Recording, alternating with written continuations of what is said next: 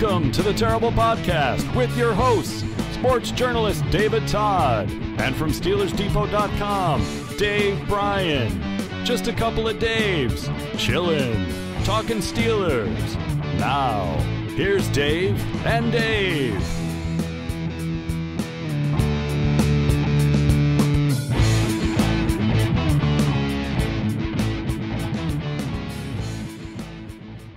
Welcome to the Terrible Podcast with Dave and Dave, Season 9, Episode 14. I am Dave Bryan from SteelersDepot.com, and sitting in for my co-host, David Todd, who I think is on a flight either to or from New York City, is our very own, excuse me, Alex Kozora. Alex, happy Monday. I'm hoarse because I was yelling with so much excitement during the game Saturday afternoon, evening. Yep, I know you're right 2 inches from your TV, Dave, aren't you? Screaming and yelling and jumping around like the biggest yinzer I know. Yeah, pom-poms and everything. In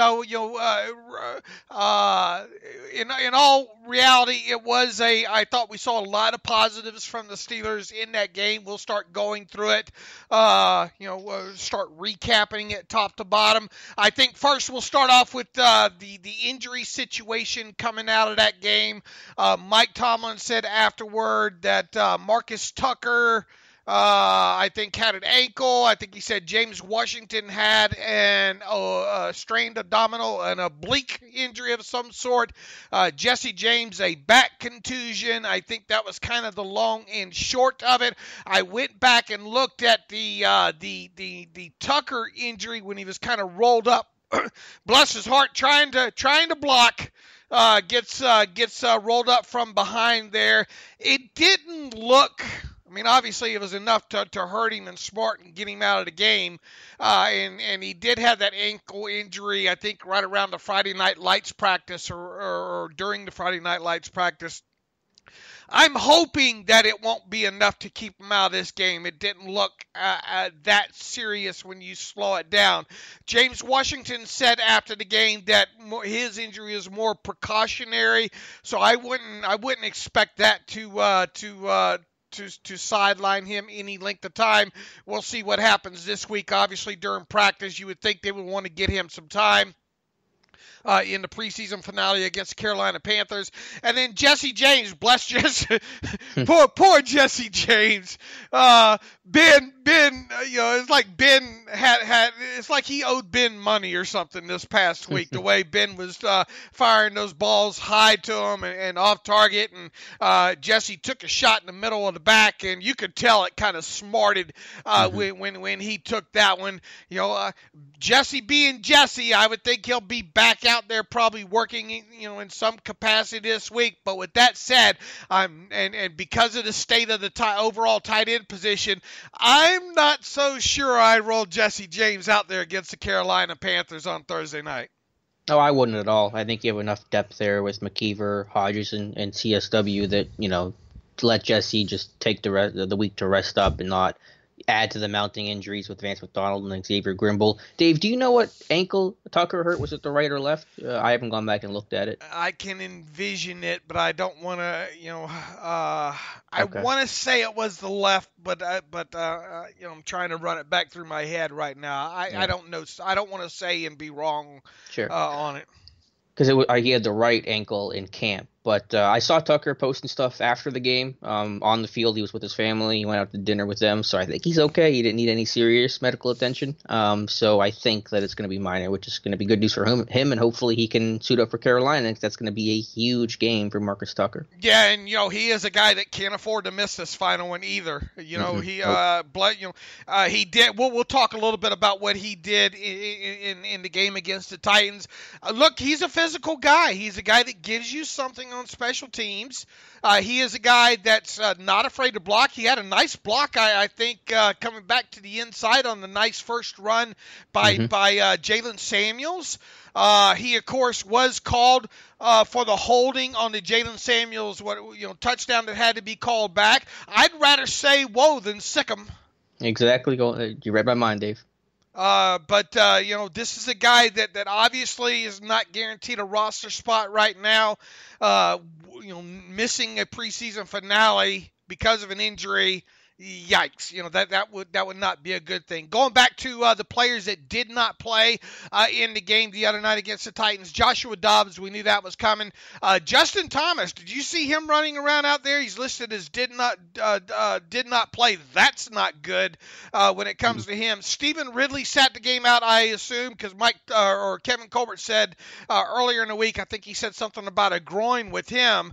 That's not good for Ridley. You would think and hope that he needs to get back this week, playing in the finale against the Panthers. Even so, how many reps is he going to get? Because it's usually a game that you give to the younger players. Le'Veon Bell obviously didn't play, wasn't even in town. Mike Hilton sat out with a lower whatever injury. We don't know what that is still specifically.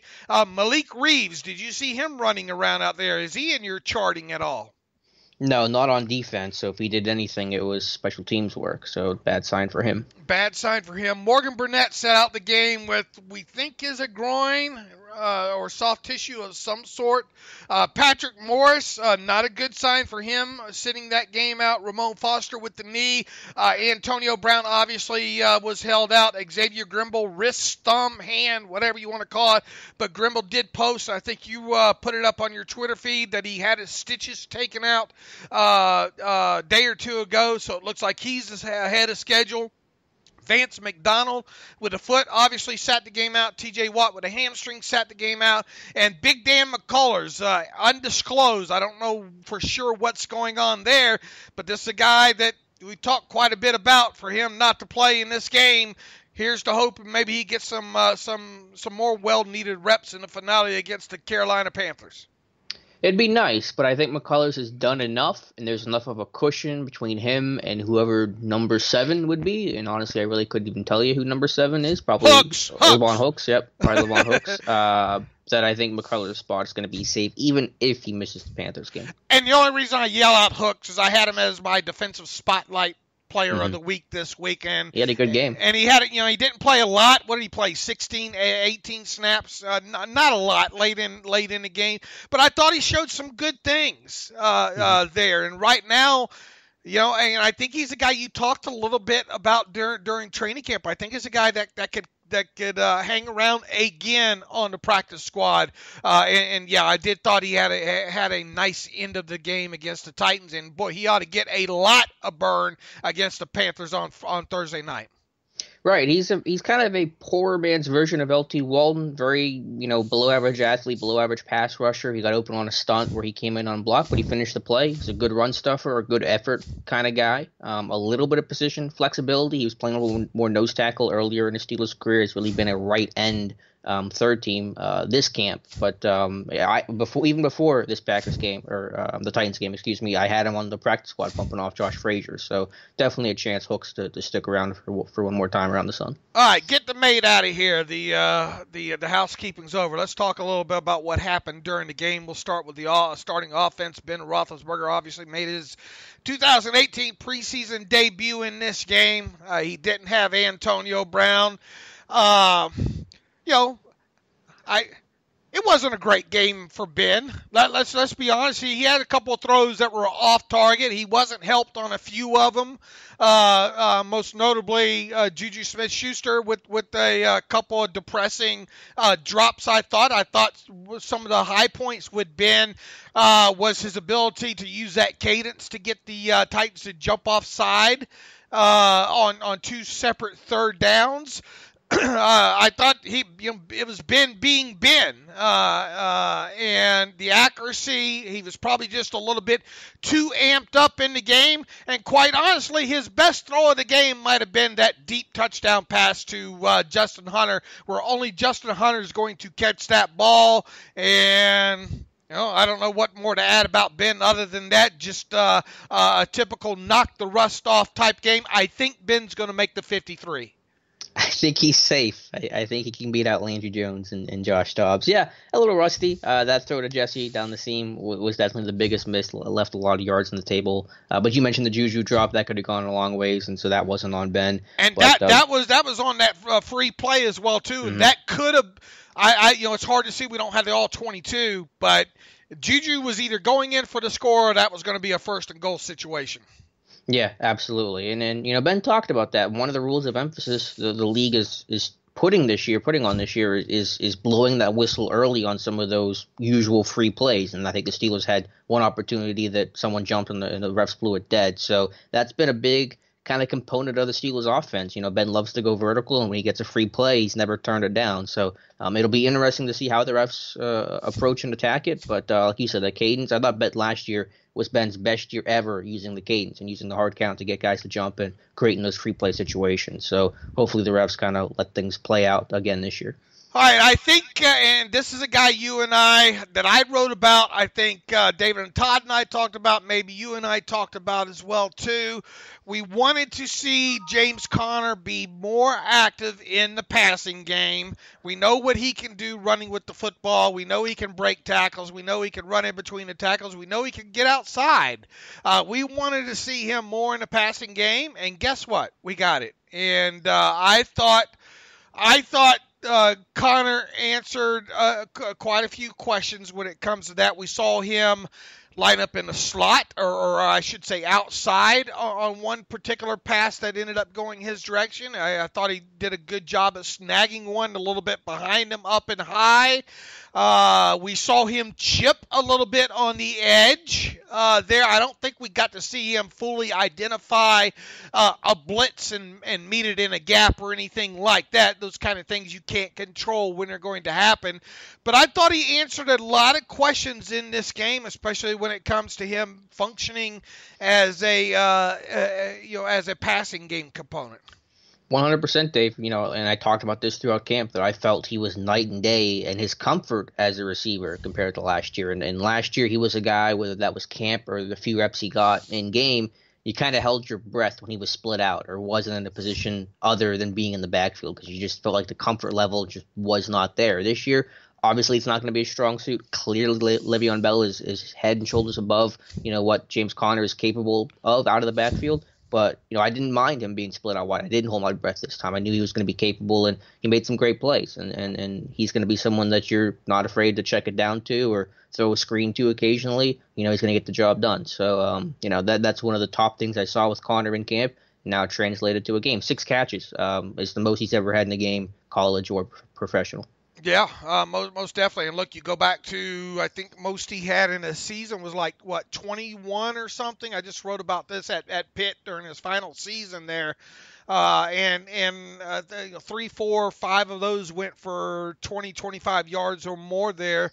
Not a guy that was overly accomplished in the passing game at Pitt, probably because he just didn't ask him to do it a lot. But pass protection, I think, will still be the biggest question mark in regard to him, that over time he's going to have to answer on a consistent basis. But like what we saw there, for sure, and it's one of the things that we asked for. Now, I don't want to spend too much time on the offensive line in general, because, look, these guys are who they are. As long as they stay healthy, I think for the most part we're not going to have any issue with it.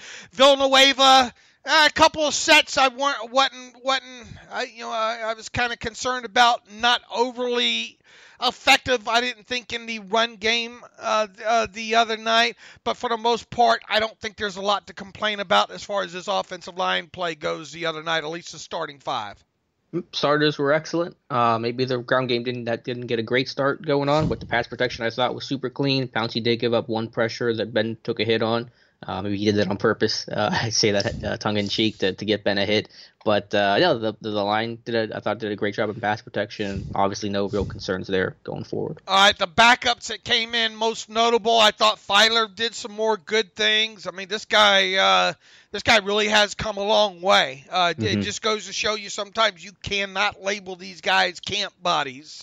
So I don't do it. I never used the phrase. Because you just never know about how some of these guys are going to progress.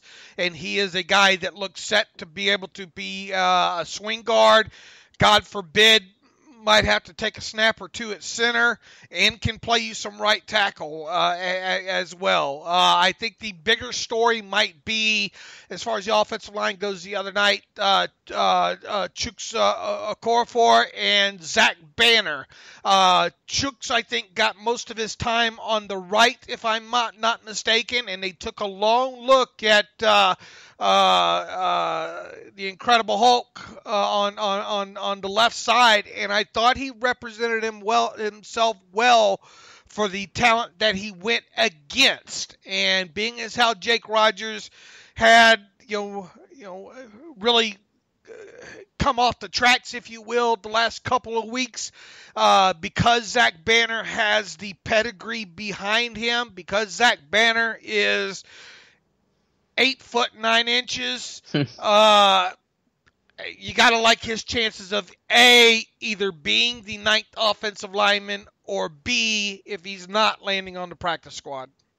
Right there with you. And that's what I had in my last roster prediction again before the Titans game. I put Banner over Rodgers. I think there's intrigue based off the size, based off the pedigree. Honestly, and Colbert said it, so I don't want to sound like I'm just joining the chorus here, but Banner looks good with the way he carries his weight. I mean, I know he's a huge guy, 6'8", 362, but it doesn't look super sloppy. He's pretty well put together. He's gotten himself apparently back into shape, and they played left and right with Banner. I think Banner came in on the left side and finished out on the right, so they're getting work at both tackle spots, and that's common for any Steelers tackle.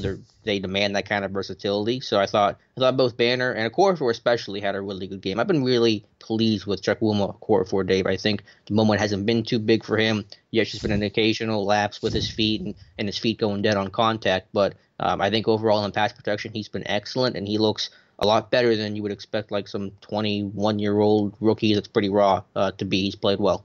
I think we're going to see him a little bit in some of that tight end eligible stuff, right? Mm-hmm. Yeah, big guy that can move. That's what you want. And he's more likely to be active on, when you're let's say they keep 8.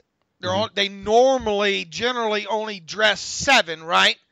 Right. So I mean that kind of leaves Matt Filer as an inactive possibly to start with, because of the fact that Chuks, you can bring him in. He's probably going to start the season as your swing tackle, and he's a guy that you can have play that Chris Hubbard role and come in and be an eligible tight end as well too on the end of the line of scrimmage.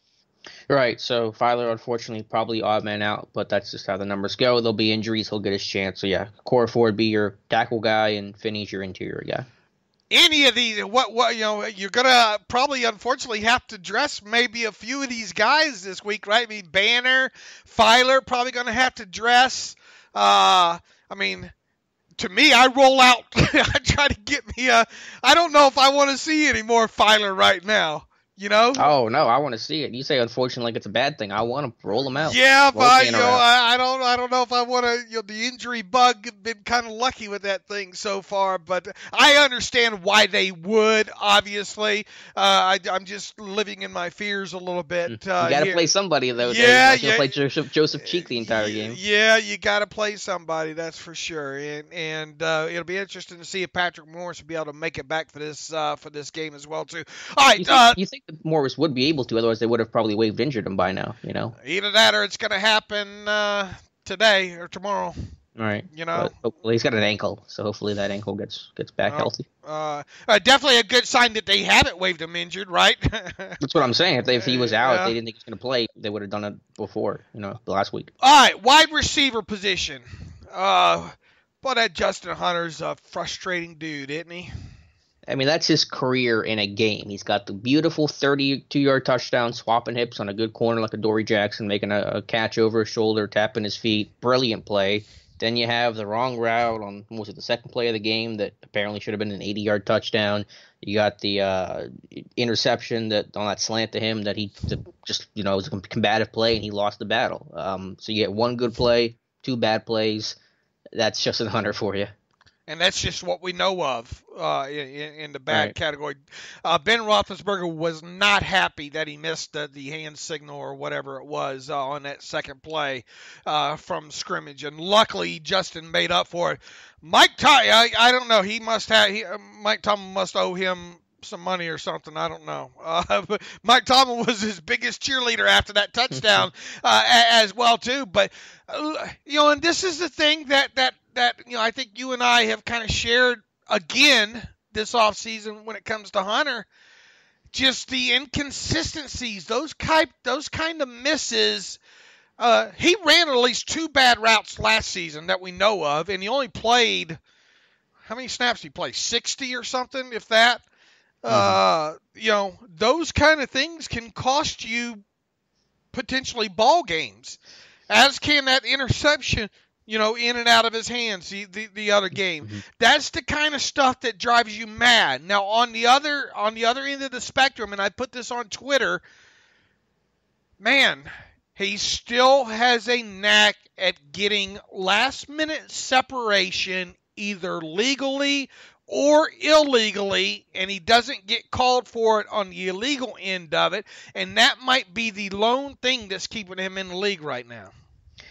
Right, it's the big playability. It's just tough to find guys that are 6'3", 220 that run like him and that can be that vertical threat. And you find them, you keep them, and that's been the Steelers' mentality. And that's a great point, that touchdown. Him and Dory Jackson had some decent coverage until the very end, and Hunter kind of hid the route right and was late with his hands to kind of separate at the very top and fade to his right towards the sideline. And then make the catch where only he's going to make it. There's no chance Jackson can make a play on the football. So, we've said it before. The Steelers like him for that big playability. If someone got hurt, they needed, because that deep ball is such a critical component of this offense. If there was an injury to somebody, you want to keep that element to keep your offense and your scheme relatively the same, even if it's less effective. So as frustrating as he is for me and you and for, I'm sure, every Steelers fan to watch, I think his odds of making the roster are pretty solid right now.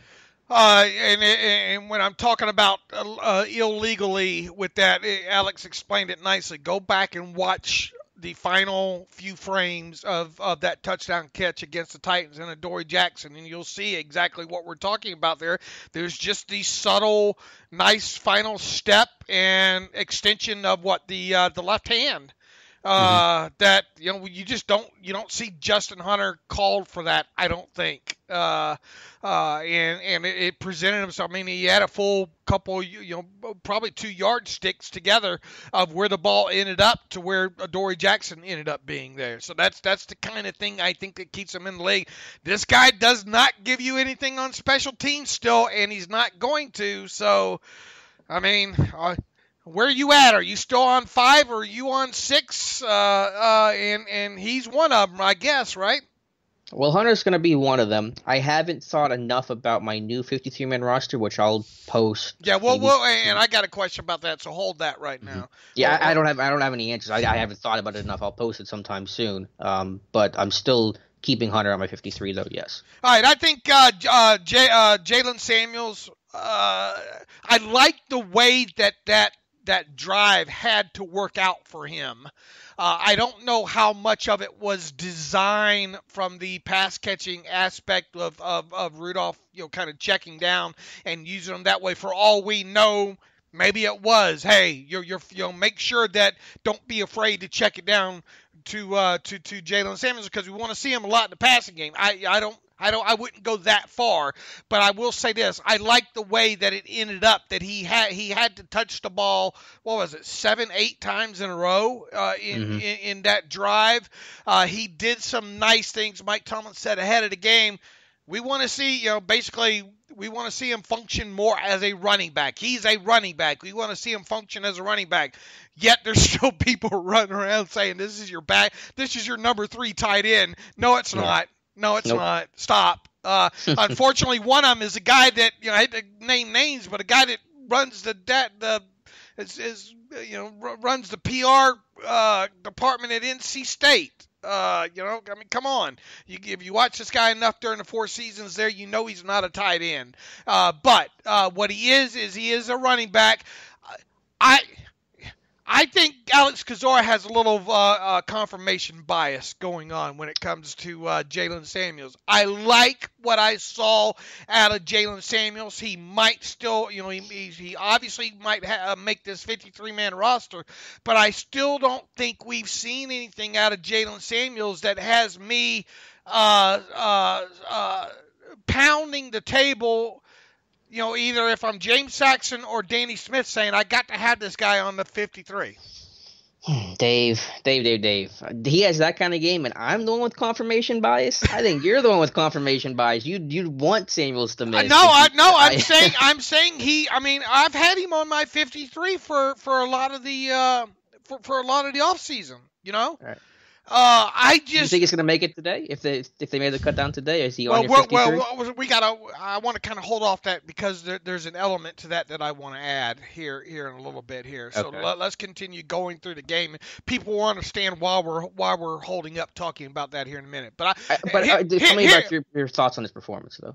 I thought it was good. I mean, I thought he showed us a lot of things, but I don't think he showed us anything that we didn't already know more than maybe. I mean, look, I highlighted him. People say Dave hates Jalen Samuels. I took some very insignificant carries and pass catches of him against the Green Bay Packers to show his ability to get yards after contact and yards after the catch. I made sure I wanted to highlight that because, those are the kind of things that we did see. Here's where I'm getting at with him. I don't think we've seen anything from him that we didn't see at North Carolina State. I think you're right about that, but also what he did in college, I kind of put it out of the back of my mind right now because he's got to prove it in the NFL, obviously. And I know you know that. I know that most people listening know that. But I think he just showed a good run demeanor. I think he's a downhill guy. I think he is a little stiff. He's not a super great athlete, but he puts that foot in the ground and gets vertical. You're seeing some of the versatility, some of the stuff he can do out of the backfield. So I know that it's not necessarily new to people that have followed his career arc, but you still got to prove it in the NFL. I think he's coming off back-to-back pretty solid games. And we've seen him do a little bit of the chipping and all like that, but really we learned much about him in pass protection this preseason? The Titans game, I don't think he did much, but I haven't rewatched the whole thing yet. The Green Bay game, he had one really nice pickup that I saw in the second half of that one. That was on the outside, right? To the left side, right? Yeah, to the left side. Yep. And I think, again, we've seen improvement there, gradual improvement. Do I trust him to do pass protection in the regular season? Nope, not yet. I think he's still going to be a ways away. I'm trying to recognize. I think that's his biggest thing is just recognition. I think once he's in position, he's better at it. But I think you're getting improvement, and I think this time next year, similar to James Conner, you can be in a better place. I just struggle to see how you implement him right now into a game because quite honestly we haven't seen much of anything out of him on special teams, right? I don't know what his special teams log has been, but you could find roles for him. I think on kick return team, on punt coverage team, punt return team, as a blocker, as a rusher. No, I think you can definitely find ways for him. That's why he was drafted, for the versatility, because he can do kind of a little bit of everything. So, I mean, is it going to be a lot of snaps? No, but can you find a couple snaps for him? I think absolutely. Now, let me ask you this. If, and it's a big if he ends up being waived, are you worried about him getting claimed? No, because the running backs everyone has 8 running backs in camp that they like, so I don't think he'll get claimed. All right. But that's a position thing less than a talent thing, I don't think. But you are willing to keep him over, say, a guy like Fitzgerald Toussaint? Well, I really haven't had to make that choice yet because I've been keeping 4 pretty consistently. If you made me choose, I'd have to have a little internal debate. I'd keep him over Ridley just because Ridley hasn't been available. I think that Ridley's more limited. But I keep going with 4, so I don't have to make that decision. Okay. Anything else on offense that we need to talk about? The other receivers, you want to delve into them? Patterson, this is why I've not had Damon Patterson on my 53 at any point throughout this process. And while he's been impressive and shown, obviously, a lot of potential, he's just been too inconsistent of a guy. And that's happened in camp, and that's happened in stadiums. And coming off 2 quieter performances, you wrote about that very well last night, Dave, for the site. And so I think he's a good practice squad candidate and a guy that I absolutely want to stash and grow and develop. But all that 53-man roster talk, I've been trying to tamp it down, and I think you're seeing why. Yeah, no catches on 2 targets, although he didn't have a great shot, I didn't think, to catch. It would be interesting to see an all 22 view of how he ran that 12-yard out, just to see, if there's a false step or anything in there. But, just on TV view, It's hard to tell if it's on him or on Mason Rudolph there, but the other deep ball he didn't have a chance at. Once again, it'd be nice to see the get off and see how he is about the 7 or 8 yard mark of him being able to get on top. But it was quiet, and you always, Kevin Colbert even said, you want to see consistency with these guys. You want to see them make themselves, make the decision hard on you and force you to keep them. I'm not so sure he's done that ever since the opener against the Eagles. Tucker, if he don't get back on the field, that's going to hurt his chances. It could be a 2-dog, 1-bone situation with those two guys, and that's even if the Steelers keep 6 wide receivers in total, which, still shaking my head, but I still think that, DHB and Justin Hunter are part of the 5. The question becomes, can you live without a 6 in Patterson and or Tucker, and go from there, So I think that's where we stick. It was weird to see Griffey get some time with Ben Roethlisberger early in that game. Yeah. Even so, you would think Patterson or Tucker had the edge in the practice squad should they not make it. That's what I'm thinking. But, if Tucker were to make the 53, could you argue Griffey if they keep 2 receivers on the practice squad, which is probably unlikely because then you got 8, and that's heavy. But, yeah, Griffey, I think, has had a better end of things than a start. Last thing for the offense, Dave, we'll move on. Quarterback, Mason Rudolph, your thoughts? I'm not as down on his performance as you, I think, are in there. I mean, I think he was 7 for 7 or 8 for 8 on some. I like the decision making more than anything on those first 7 or 8 attempts, whatever that was. I can name you how many incompletions did he have? 4? I think it was like 7 of 11. Okay, so I already named 2 of his incompletions. One was the deep pass into the end zone to Patterson that was long. The other one was a 12-yard out that it'd be interesting to see the route versus when, there's some things that really I don't think we can judge properly right this minute. I'm trying to think what the other 2 incompletions were. They were late in the game. I think those final 2 drives because he was 7-9 at one point, so can't remember off the top of my head. No, again, it wasn't terrible, but and I like his pocket presence. I thought he went through his progressions. You're seeing some positives there. I just and it's hard to tell without the All-22, obviously. So maybe I'm wrong about this, but I go back to what Tomlin said last week against Green Bay. I thought it was similar this week against Tennessee. Just a little tentative. You're seeing him pat the football, pump fake. Kind of, second guessing himself. Do I want to drive the football down the field or not? And then usually he takes the check down, which is not a terrible thing. And I usually, tell guys and get on guys, they got to hit the check down. You got to make a profit. But you do want to see him kind of test the ball downfield, throw it into some tight windows, some stuff that maybe he's not even totally comfortable with, but things that you're going to have to do to be a successful NFL quarterback. So I just want to see him be a little bit looser and rip it downfield. Yeah, I mean, is he trying to be too perfect? Probably still, I want to please. Right. You coming off, obviously his best game right now is still his debut against the Eagles, where it did look like he was just kind of letting it go a little bit more. Mm-hmm. Is he just trying to be too perfect from there? Look, we got a long way to go with him. As far as his development, has he done enough to win the number 2 spot? Absolutely not. We'll see. Hopefully, we'll get to see quite a bit of him in this finale against the Panthers, and then hopefully we don't have to see him at all during his rookie season. And this time next year, we can compare the notes. But obviously, his best game is still the game against the Eagles. That's when he really pushed the ball down the field the most. I'm looking for him maybe to try that again, against similar kind of late competition against the Panthers and maybe end on a more positive note.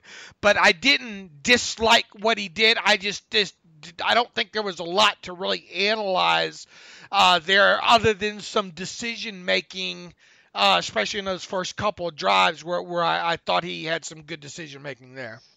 Fair point, Dave, and I agree. He did start the game, I think, on a higher note than he ended it. Maybe it's some bias for me because now that we've seen a good chunk of Mason Rudolph and we're getting towards the end of this rookie process, his first preseason, first camp, that, I'm now not in the camp of thinking about, are you getting up to the huddle in time? Are you snapping it cleanly? Is your communication clean? That, because like that's all basic stuff that I think he's kind of passed the early test on. So now my focus has kind of shifted to some different stuff. And so I guess some next level, so to speak, kind of things I'm looking at in his games. Maybe that's an own bias for me, but hopefully he ends things well. I think he's playing second half against Carolina. Dobbs is going to start, so he'll get another half to finish things out. Yeah, and you don't like to see the delay game, obviously. Yeah, I think it's twice now for him. Right. I mean, those little things you obviously have to clean up as well too. Look, I mean, quite honestly, we haven't seen enough of him to draw any conclusions. Yes, he's going to be the guy. No, he's not. He's just going to be a career backup. We've seen some good. We've seen some bad with him as far as backup quarterback position or second, third string guys go over the years, though, with guys that are drafted. I think, and the bar obviously wasn't very high, but I think he's been the best of the drafted quarterbacks not named Ben Roethlisberger since Ben Roethlisberger was drafted during the preseason, if that makes any sense. Yeah, his competition, though, like you said, not too fierce. Omar Jacobs, I think he's been better than Omar Jacobs and Landry Jones his rookie year. But yeah, no, it's been a good body of work. I just, again, I thought it started a little bit better than where it's at right now. All right, anybody else on offense here? Boy, nope, we already burned up. We're already burned up 30 minutes here, and but I mean, I guess that's right. We want to make sure we go through that. All right, the defense there. Boy, they're. I'm confused. Are the Steelers going to go 3-13 or 13-3 now? It's funny how you watch people do the wrong thing and take a lot from the preseason and then all of a sudden switch course. There was a lot of good to be seen out of this defense, especially the starting group that played. Those starters that were out there, I think, played the entire first half out there. Stephon Tuitt, he is healthy. If you had any concerns about Stephon Tuitt, up until this point, those should be answered now. Cameron Hayward, good game. I thought Javon Hargrave had some nice things done in that game. I thought Bostic and Williams showed a lot of nice things in this game. I thought, half of what Bud did was in coverage, I think, against the pass. The other half, he did provide a pressure on the interception that Edmonds had. Individual, they moved Bud. We'll talk about that, in a little bit as well too. They moved Bud around. We saw Matthew Thomas get on the field early there. That was significant development there. I'll have you talk a little bit about how they used Thomas and Bud Dupree in this game. Overall, though, I don't think that when it came to the starting defense, outside of maybe the blown coverage on Sharp, maybe on that third down in that first drive, really not a lot not to like. Yeah, I mean, you gave me a lot of info there, Dave, but I agree 100%, across the board. Tuitt had, I think, 2 pressures on his first 2 plays, including a sack, so that's a good way to start for him. Now, the sack was basically unblocked, but, hey, you finished the play, and that's been the problem with Stephon Tuitt, is not finishing those opportunities. I think the best pass rush he had all game was later the next series against Taylor Lewan when he broke out that spin move and beat him to the inside for a hit. I think of everything that he did in that game, that kind of stuff is nice to see. Someone building up on their pass rushing arsenal, and A and B against a guy like Taylor Lewan, who's arguably one of the better left tackles in the league right now. I mean, if this duo of Hayward and Tuitt can combine for 20 sacks at least, I mean, you have an incredible duo, and it's going to make you feel a lot better about your outside linebacker situation if you don't get the exact production that you want there. And I'm very confident that Tuitt and Hayward can have that kind of year. I mean, Hayward obviously is a known guy, and Tuitt's got to get there, but healthy, I believe that Tuitt is certainly capable of it. But no, a good game overall for the defense, even though they're missing some starting pieces still. No Burnett, no Hilton, no Watt, but the inside guys were a lot better. Bostic has still worry about the run pass keys on play action a little bit, but the run defense was solid. Vince Williams was typical Vince Williams self. I thought Bud Dupree was fine. and then Edmonds getting the interception. That's the playmaking we want to see from a rookie, making that kind of play in coverage on a scramble drill, plastering and finishing, and then having the ball awareness to get up immediately, just take off like the road runner downfield and get another 30 yards for the offense. All right, talk a little bit about how to use Thomas and Bud Dupree. Yeah, that was probably the biggest surprise and the biggest takeaway was using Matthew Thomas in some package football, some third and long, even a second and long. I think they used him once.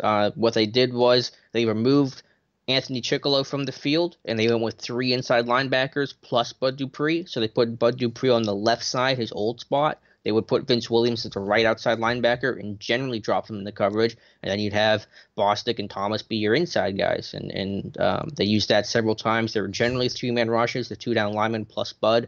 So you're dropping 8 in the coverage, and I think overall it was effective. So one, it just speaks to kind of how high they are on Matthew Thomas. They obviously appreciate and covet his athletic ability, his ability to cover and move in space, something that you don't have a ton of with this inside linebacker group. So, it's a guy that's definitely making the team. And to kind of, I guess, extend from the conversation we had last week, Dave, is Matthew Thomas a potential guy to play midway through the year? I think you're getting very close to saying yes to that and finding some sub-package roles for him. Now, how exactly is it going to work? It's hard to say. Obviously, when you get TJ Watt back, you're not going to be taking him off the field the way that you removed Anthony Chickillo from the field. So are you taking off an inside guy for Thomas and who's going to be the communicator and all that? There's still some questions there, but regardless, a good sign for Matthew Thomas. And then obviously the Steelers basically telling us this is a guy we want on the field on third down to cover and be an athlete.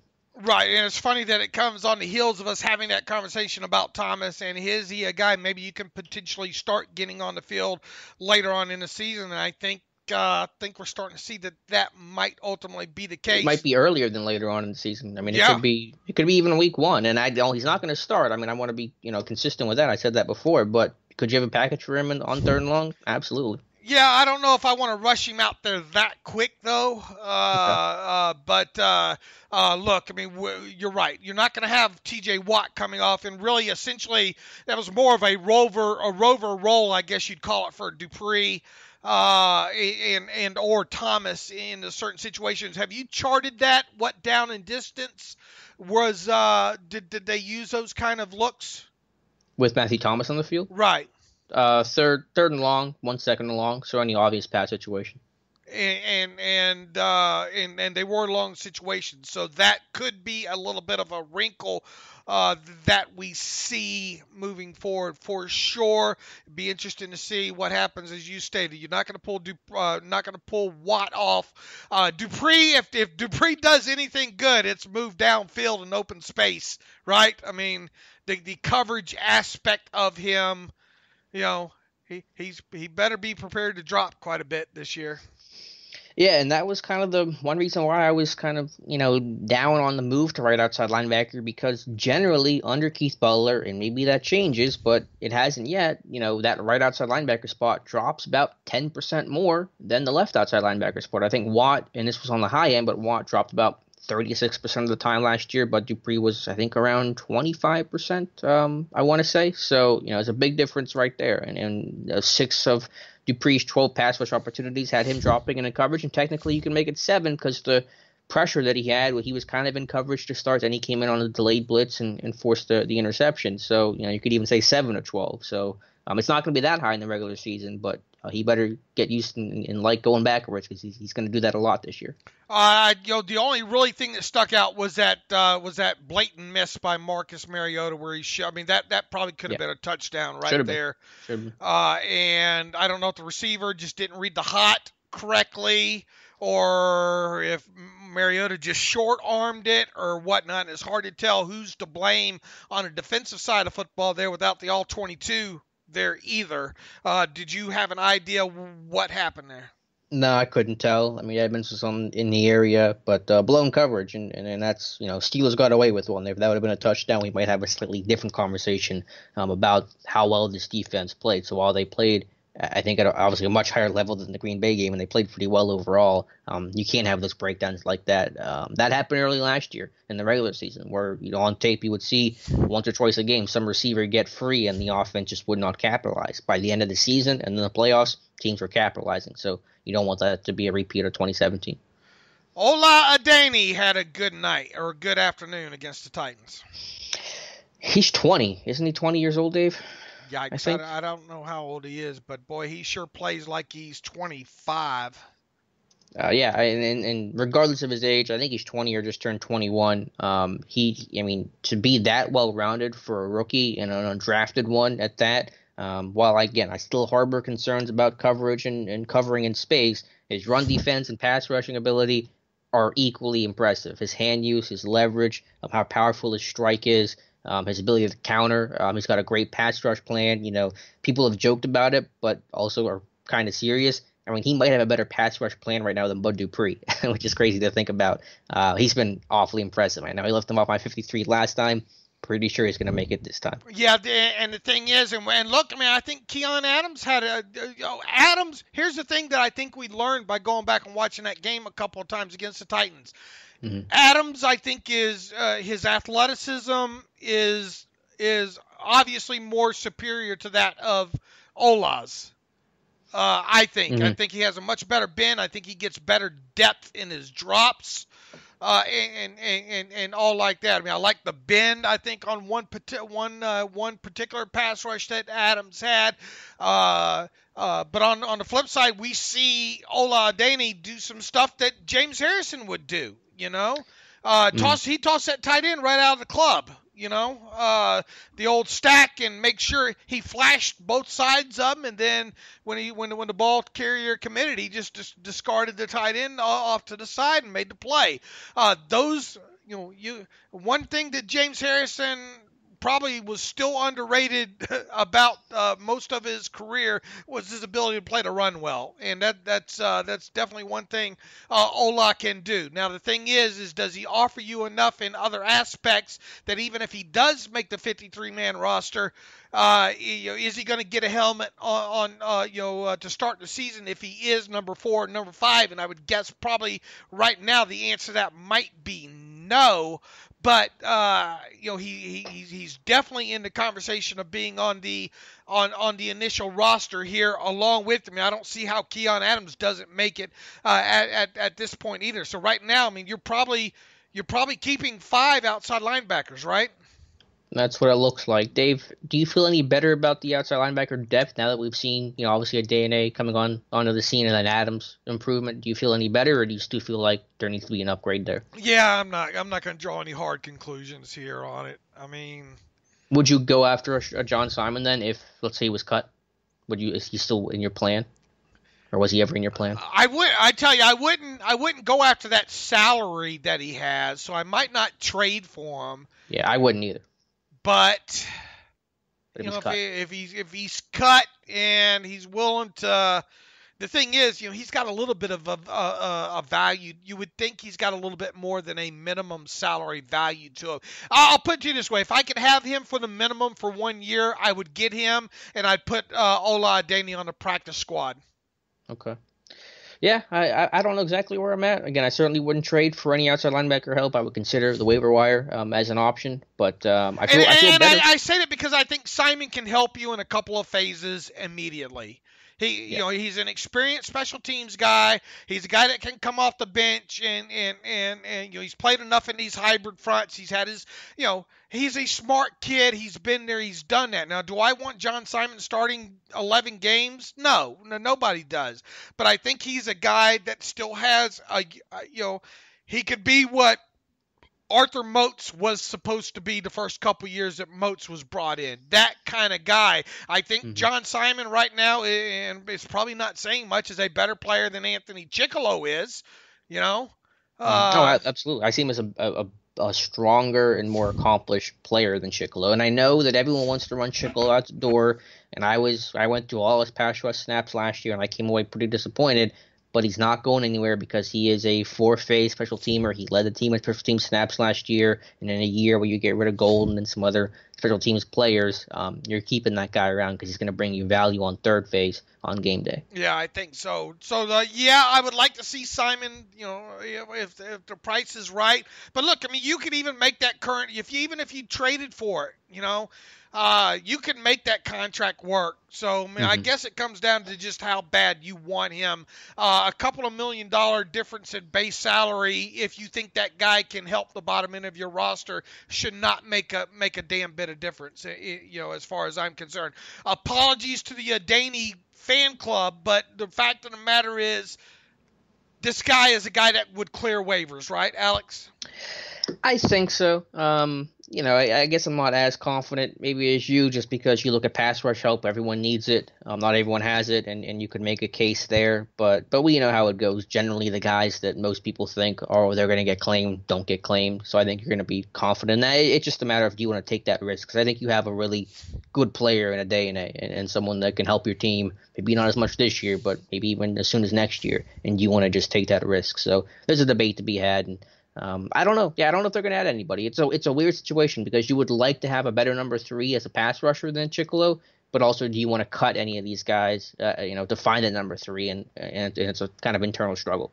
I think there was another player too the other night. It just goes back to why don't they give us all 22 during the preseason? I mean, what's why not? I mean, what's the down? I guess paying somebody to cut it up or whatnot. I don't know, but it certainly would be nice to have. I mean, I guess even if we had to pay $10, $20 more on top of the $99 we already pay, it'd be nice to have it to see some of these guys, because you don't get a good sense of the overall athleticism that Matthew Thomas has for a guy his size.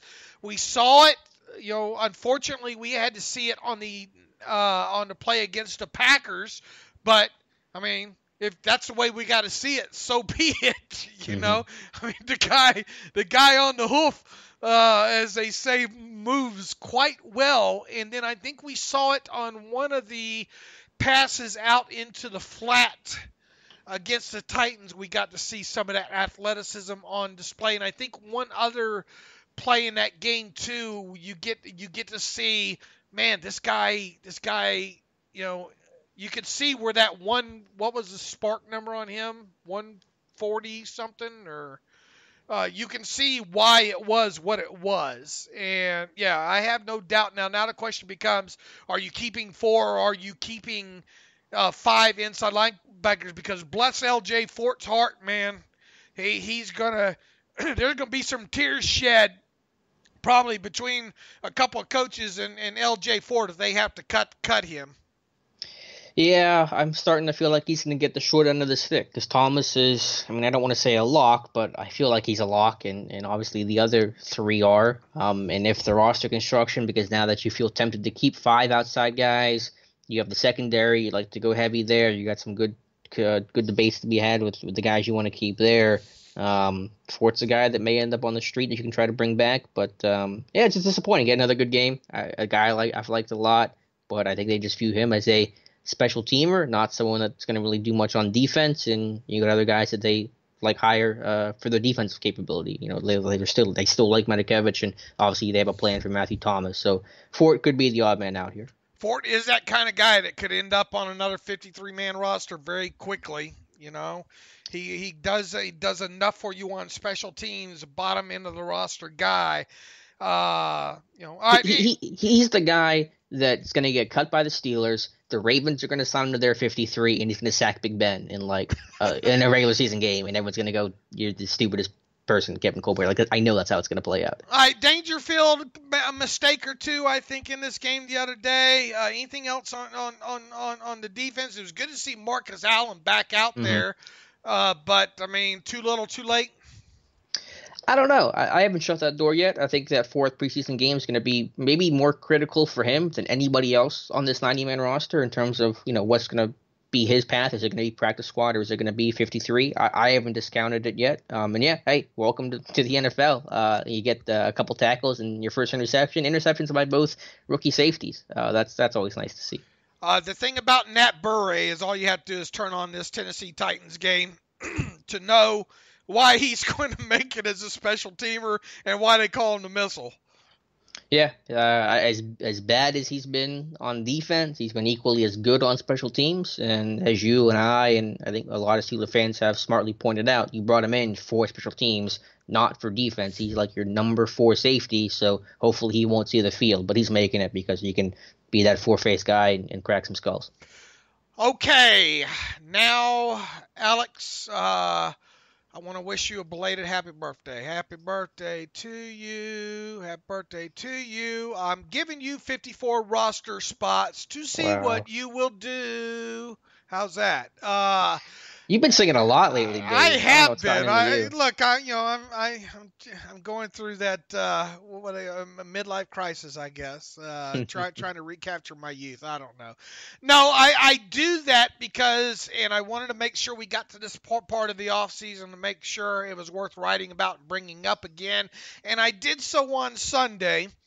It looks like, barring Le'Veon Bell showing up out of nowhere this week, and before the, actually, if you go back to last year, and if we have a repeat of what happens last year, the Steelers have a preseason game on Thursday. Le'Veon Bell will probably show up on Friday.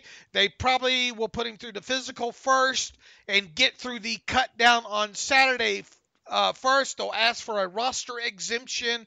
And receive a roster exemption for 2 weeks on Le'Veon Bell. And in short, it's a nice little loophole for the Steelers to carry what is essentially a 54-man roster through the next Saturday.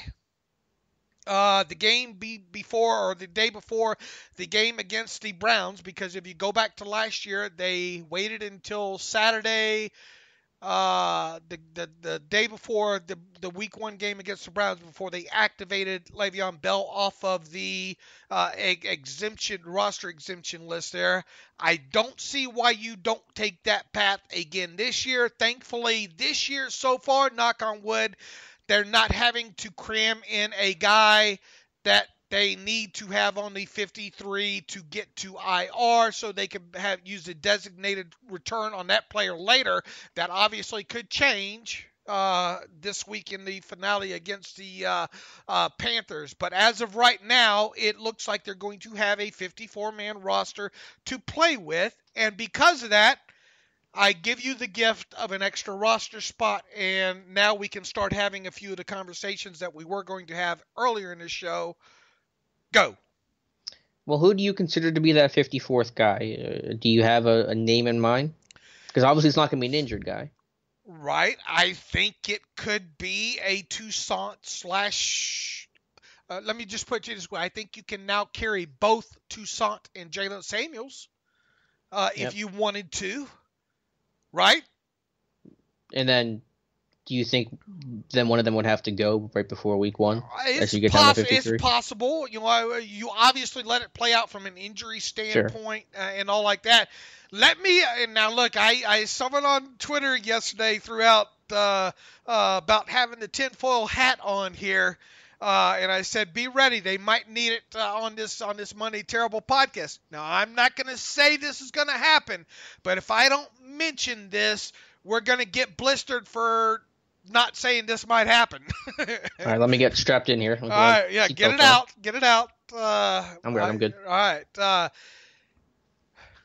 There could be how did Mike Tomlin phrase it when it came to Le'Veon Bell and football conditioning? There could be consequences related to. Now, I know he did not mean the consequences statement as meaning we're going to punish. There's going to be consequences for him not being here. In other words, punishment for him being here. Obviously, Mike Tomlin, when he talked about consequences in Le'Veon Bell and football shape and yada yada, it's more of him. How is it going to result in a slow start, or is it going to be those kind of consequences and all like that? Is there any chance whatsoever? You got it tight. You got it strapped on tight. Oh, I know where you're going. I see the wall. I see I'm crashing into it, Dave. You got it tightened up. I'm tight. Okay. Is there any way at all they use at least a week of that roster exemption with Le'Veon Bell to get him back in there, get him banged around in practice a little bit more in football shape. I guess what I'm saying is there a chance that Le'Veon Bell stays on that roster exemption list for week 1, and thus the Steelers essentially carry that 54-man roster on into the second week of the season? Nope. Sorry. Nope. Not going to happen. The best way to get Bell into football shape is get him on the field and get him banged around there, and then you'll be good to go for week 2, just like the way it played out last season. And now you probably will limit Bell snaps, and he played 72% of the time last year, which I think was a season low for him. And you'll probably have a similar story this year, but Bell makes you better. He gives you a better chance to win. Bell's going to be playing. Now, I don't think it's going to go, obviously I'm Right. with you, and I think it's going to play out that way. But if I didn't bring that up as a scenario, let me ask you this. Can they beat Cleveland without Le'Veon Bell? Yeah, I think they're capable of it, but does Bell give you the better odds? I mean, obviously, I think he does. All right. Cleveland might be good. I mean, hey, Cleveland played them tough last year, and Cleveland's got a lot better team this year, too. Are you still expecting – how surprised will you be if Le'Veon Bell plays more than 75% of the snaps in that game? I'll be relatively surprised because he didn't get to that mark last year, and I think when you have Connor and if Samuels is going to be active, which I know is putting the cart before the horse, but you have more confidence, I think, in the backs this year than where you were at last year. Now, the thing is at least you could carry both Toussaint and Samuels and Connor just to make sure, and it doesn't expose a guy like Samuels if you were fearful of that kind of stuff. Where else would you potentially use your 54-man roster spot in week 1? And you do agree that we're probably going to see a repeat of last year, and they're going to essentially carry 54 guys up until that first Saturday. Yes, I agree. That's a great point. I'm glad you made mention of it, Dave, because honestly, I had forgotten about it. And I love the way you phrased the running back group. They sounded like Santa's reindeer on Connor, on Samuels, on Toussaint, on Blitzen. On Ridley, on Summers. Yeah, right. Where else could they use it? I mean, again, you could have a million places. You could carry a 6 receiver. You could do an extra safety, extra corner. You keep LJ Fort around, and maybe that you keep Fort for that extra week because other teams might not pick him up because they're getting their rosters kind of formulated and they're doing the waiver wire claims. And I think you made a good point of that, Dave, that one reason that you want to keep the 54th guy is you can try to sneak somebody back onto your practice squad and then everyone else has their groups kind of formulated. So you could go a million different directions in that one. I honestly just couldn't tell you how they could use it. But ideally, you could start with keeping 4 running backs and maybe not have to make a decision or wait to make a decision. Is there any for the Joshua Dobbs fans? Would you even consider that route? No, I think you cut him up outright, not outright, but you cut him at the cut down date and just try to get him to pass through that way if you haven't traded him. I'm not sure what the benefit of waiting is. I don't know. I mean, the Dobbs is a whole other can of worms. I mean, what do you do with him? We had a discussion last time. I mean, you want to keep him, but what's his role as a 4th quarterback on a team that doesn't need 4 quarterbacks? So, I can't give you a good answer. It's going to be up to them. You could go in 100 different directions of who you want that 54th guy to be. But I think you dump Dobbs at cut down. Now, the thing last year that I recapped in my post on Sunday was, you had to make sure first and foremost you got Cameron Sutton, carried him, and then put him on IR. Then that allowed you to re-sign, I think, Steven Johnson. Mm-hmm. And then you turned around and when you activated Le'Veon Bell on that Saturday, you cut Steven Johnson. He got yo-yo again. So he was the yo-yo. So could a guy like LJ Fort be the yo-yo this year? It definitely gives you a look. More than anything, it's nice insurance to have. God forbid, should something happen in this game against the Panthers, where you need to carry a guy past Saturday just to put him on IR. Let me ask you this, Dave, because I don't know the answer. You know a lot better than I do. Does this whole vested veteran thing play any sort of factor for this 54th guy? Fort I guess it could. I mean, cut a guy before week 1, so his contract isn't guaranteed. Because vested veterans, if you're on the roster week 1, your contract's fully guaranteed for the year. Yeah, I mean, I guess you could narrow down a couple of guys that way with a Toussaint or what. How many years does he have now? You'd have to look at it case by case, I think. Sure. And yeah, I mean, it could be that simple. I think it will end up being a guy in that kind of situation that gets the yo-yo. I think it could be. So we'll see. But I mean, it is worth bringing up. And like I said, I don't think we're going to run into the situation where Le'Veon Bell stays on that exempt list, past the week from Saturday. But it's a legal loophole you can bet that Kevin Colbert's going to take advantage of.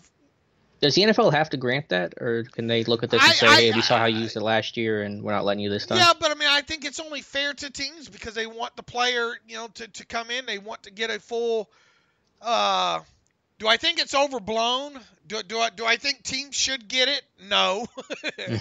If the Patriots got it, would we call it cheating? Probably. Yeah.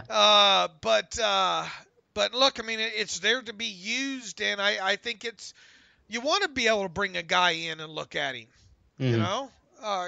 from that aspect, even though it is his own doing, if you will. So, okay, what else? Do we have a punter competition, Alex? Nah, I don't think so. I think Barry's body of work is a lot bigger than a couple admittedly nice punts from Matt Weil. I think Barry's going to be the guy, or if they do something, it won't be Matt Weil. It'd be somebody outside. Then why even keep him around this long? Well, because you got to have another specialist. He's your kicker and punter. I mean, he's the only other specialist not named Boswell, Barry, and Canada. So you don't have to have them. They went last preseason without. I mean, with just Boz and Barry. You don't have to have them. Well, I think as guys, get more reps, you worry about workload, and you maybe for a game like this, you want to kind of rest legs and things like that. And then Weil has the unique skill set of being a kicker and a punter, so you kind of get 2 spots in one with him. So I think it's just a smart thing to do from a rest and a management standpoint. So you're kind of saving that leg, especially if Boswell had a ton of kicks last year. So rest him up for the regular season. All right, I'll give you all that up until this point. Now, cut him now then. Cut one of them now. Cut Weil now, right? Why do you have to cut him? Why not? Why not bring in another tight end body or offensive line body to help you out in this last game? You don't need the help at those spots. You don't need the help there for a week. You got enough bodies. I mean, again, like I said, it's saving some legs, saving Barry, saving Boss potentially, because they're gonna do this in the regular season. So it's the same reason you brought him in for the first place, just to conserve your guys.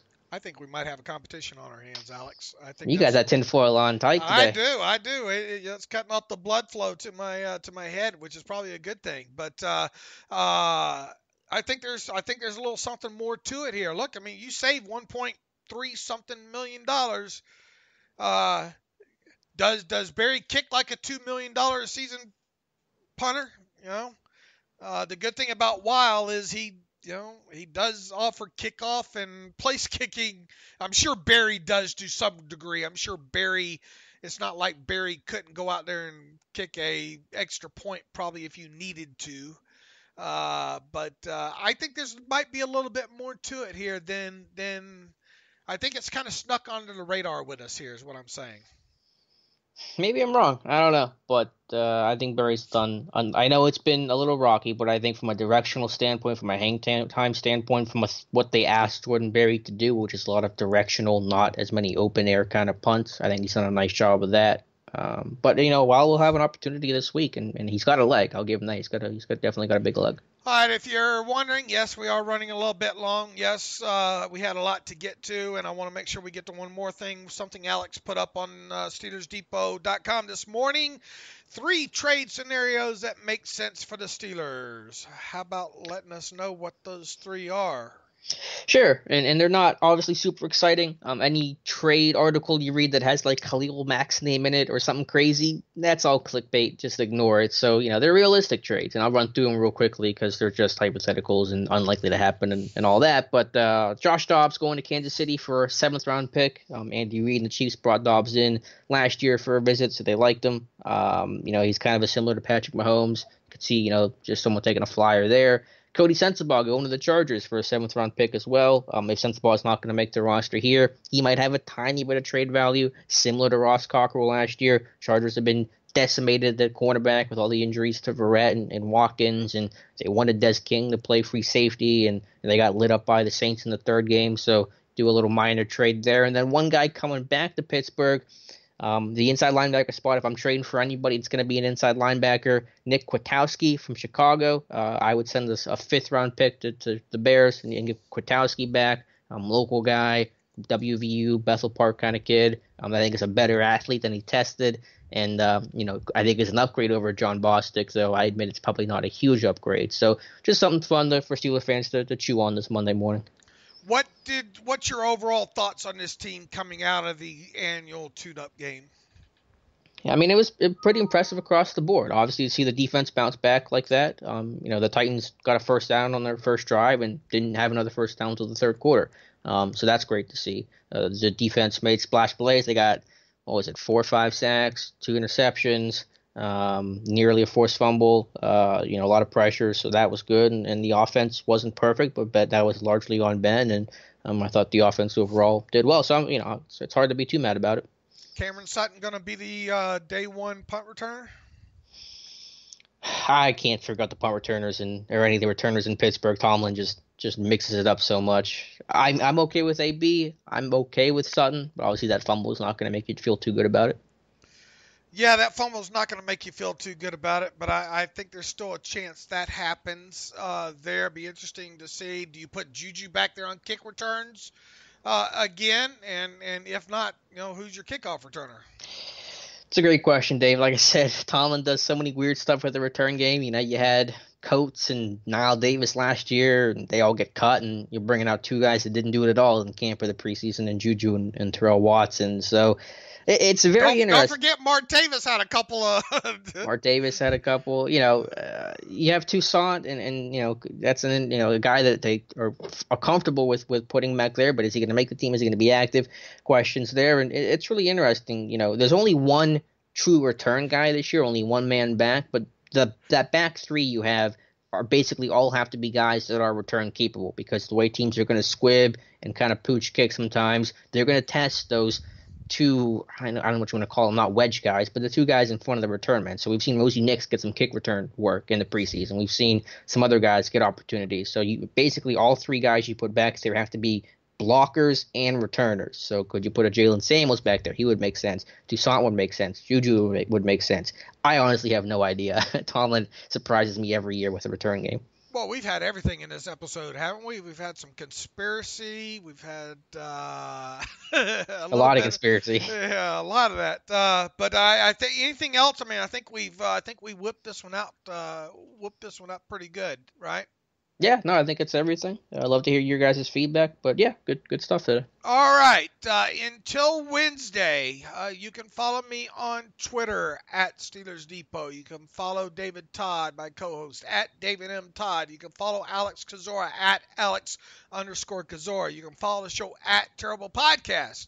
You can email the show, theterriblepodcast@gmail.com. If you like what we do on the podcast and you want to donate to the cause, you can go to SteelersDepot.com and hit that donate button, upright navigational bar, and that'll give you an opportunity to set up some sort of monthly kind of deal if you want to that way. Additionally, we have now rolled out an ad-free option for our readers on SteelersDepot.com. We had a lot of requests for that, and it's been, since we went full bore with it now, it's been quite successful, especially this past week. I want to thank those of you that have signed up for it. If you click on the ad-free option on the right navigational bar at SteelersDepot.com, it'll give you an option to pay via PayPal for a 1-year calendar